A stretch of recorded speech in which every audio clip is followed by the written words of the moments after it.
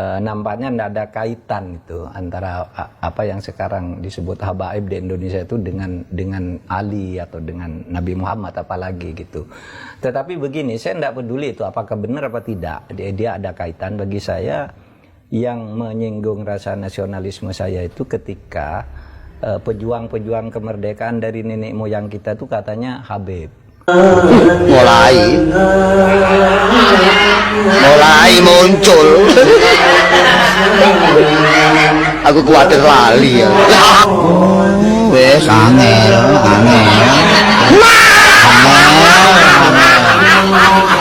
Angel temen tuturamu. Angel temen tuturamu.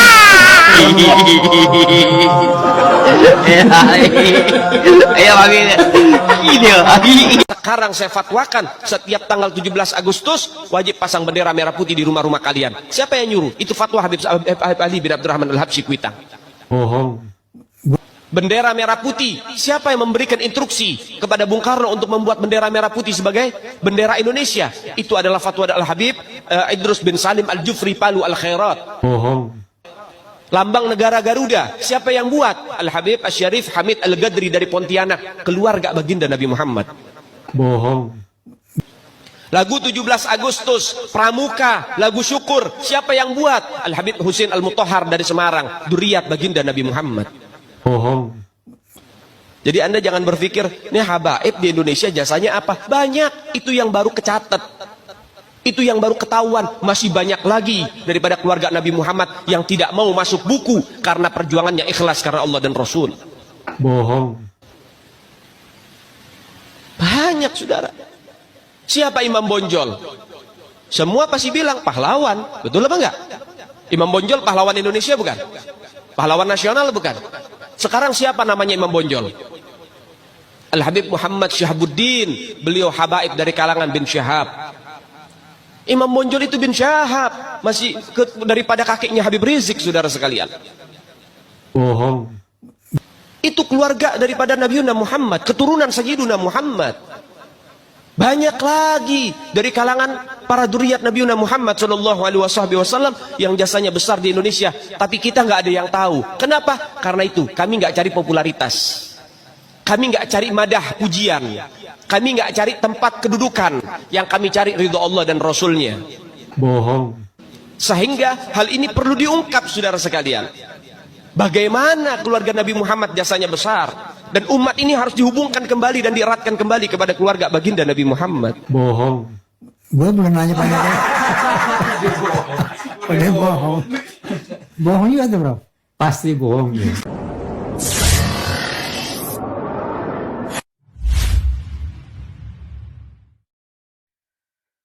Assalamualaikum warahmatullahi wabarakatuh. Iya, ketemu saya dengan channel saya Ujir Channel ya. Ya saya juga beberapa kali. Ahlinya beliau nih. Kita ingin mendengarkan netizen Ruang Sahabat itu dalam kacamata Kiai Said dan Pak Mahfud bisa menjelaskan itu fenomena apa? Apa yang terjadi sesungguhnya dengan Habib itu? Monggo, Pak Kiai. Jadi Ya. Islam datang ke sini, kalau kita lihat tokoh-tokoh pertama itu tidak ada yang dari Yaman.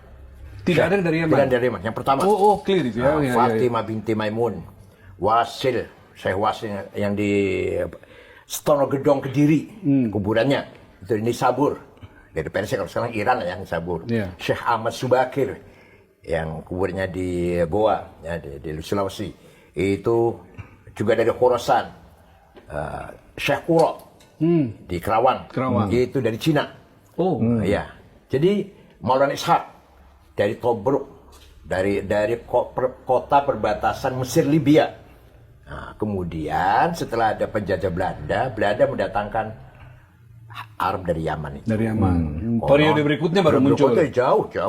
Ini kan itu. sebelum Wali Songo ya kedatangan. Yang saya sebut tadi sebelum Wali Songo. Ya. Nah, di sini terjadi manipulasi ya. Sengaja memamerkan ya, memasang Habib, gelar Habibnya itu supaya mendapatkan posisi yang lebih terhormat daripada yang lain. Itu berhasil seperti itu di Indonesia dan Malaysia dan Brunei lah. Malaysia juga ada ya? Iya. Untuk status sosial mereka sosial, dapatkan. ya. Kalau di Timur Tengah nggak ada. Di Mesir biasa aja, yang alim, yang berilmu, yang berkualitas ya dihormati orang. Betul. Yang tidak biasa jadi pegawai, jadi pekerja, walaupun di Alatos atau Assegaf, hanya di kita ini. Nah, saya bukan ahli nasab ya, saya bukan ahli nasab. Ya. Hanya saja secara rasional, mereka itu katanya akhirnya Ubaidillah bin Ahmad Al-Muhajir bin Isa. Nah, tidak mungkin ada ahli bait namanya Ubaidillah. Karena Ubaidillah itu gubernur Irak yang membunuh Sayyidina Husain dan saudara-saudara di Karbala. Namanya Ubaidillah. Oh iya, Yang ya, peristiwa Karbala. Karbala itu ya. Ya, namanya Ubaidillah. Ubaidillah. Yang eksekutornya atas perintah Yazid, Khalifah Yazid. Ya. Al-Amawi. Maka ahli bait itu nggak ada namanya Yazid. Cari ada nggak Habib namanya Yazid? Nggak ada. Amrun nggak ada. Muawiyah nggak ada lagi malah. Begitu. Ubaidillah nggak ada. Cuma nggak ada Habib nama Ubaidillah. Nah, sedangkan itu katanya semua ini turunan Ba'alwi bin Ubaidillah bin Ahmad bin Isa bin Muqaddam nanti Ja'far Shadiq. Jadi menurut saya secara rasional saja tidak mungkin ada Habib namanya Ubaidillah. Itu arti, ya. Tapi saya bukan ahli nasab. Bukan ahli nasab. Pak Mahfud juga beberapa kali ditanya soal itu kan, Iya, oleh netizen. saya itu ya bukan ahli nasab juga, tapi saya membaca filologinya Minahim Ali itu jelas anunya ya. Nampaknya tidak ada kaitan itu antara apa yang sekarang disebut habaib di Indonesia itu dengan Ali atau dengan Nabi Muhammad apalagi gitu. Tetapi begini, saya tidak peduli itu apakah benar apa tidak. Dia ada kaitan bagi saya. Yang menyinggung rasa nasionalisme saya itu ketika pejuang-pejuang kemerdekaan dari nenek moyang kita itu katanya Habib. Yang menentukan merdeka tanggal 17 itu Habib. Waduh. Jadi klaim-klaim seperti itu yang Pak Mahfud terganggu gitu ya. Ada surat resmi Bung Karno ya, dalam surat menyoratnya dengan Hasan itu. Dia merasa jengah dengan Habib. Saya nih kok begini ya, Habib nih kok begini ya, merasa menindihkan diri. Saya tidak suka kata Bung Karno. Ada suratnya. Ada suratnya itu? Ada suratnya. Nanti bisa dilihat. Jadi Bung Karno tuh tidak bersahabat dengan Habib. Bahwa mungkin kenal tuh iya. Bahkan sesudah merdeka ketemu lalu di foto-foto itu iya. Gitu. Apalagi memberikan posisi yang lebih tinggi gitu Iya, ya. Ada itu ya. Iya, ada surat menyorat Bung Karno dengan Hasan itu. Saya tidak setuju. Seakan-akan Habib ini kelas tersendiri gitu tuh Bung Karno gitu. Nah, dan ya tidak apa-apa sih jadi warga negara biasa, tapi jangan melebih-lebihkan ya, seakan-akan dia lebih hebat. Apalagi ketika kasus itu rame kan, cerita-cerita bahwa misalnya ya ada seorang Habib itu minta uang ke kiai di Jawa Tengah gitu, ketika minta 40 juta, saya hanya punya 10 juta, ditempeleng katanya. Astaga. Oh iya. Lalu di Madura itu ada seorang punya istri cantik, kalau kamu ingin masuk surga keturunanmu diminta istrinya, dibolehkan gitu. Dan orang-orang di kampung kita biasanya yang merasa bangga banget saya. gitu. Ini sejak kapan kita jadi budaknya orang-orang Yaman? Maka saya sebagai anak bangsa tersinggung, apalagi cerita-cerita hurufatnya itu bisa nurunkan emas. Kalau bisa nurunkan emas banyak di YouTube itu, Pak. Iya, Cerita-cerita begitu. bahwa kalau seorang Habib yang gila itu lebih mulia dari 70 kepala kiai gitu kan ada. Nah, ketika cerita itu beredar kan ada yang berteriak tuh, Habib yang dari Habib yang rambut perak itu sama Habib Rizik. Coba tunjukkan kepada saya. Akan saya hajar sendiri kalau ada Habib begitu. Dikeluarkanlah omongan Habib Taufik, omongan ini. Semua video-video itu keluar. Semuanya video bohong. Iya. Kayak video-video tadi. Enggak dihajar tuh. Gitu. Sudah disebut ini alamatnya, ini namanya, tanggal sekian, ngomongnya ini sih. Enggak ada dihajar, katanya mau dihajar sendiri. Katanya, ayo keluarkan gitu. Nah, di situ saya kira kita tidak anti Habib. Habib yang baik sekali banyak di Indonesia ya toh.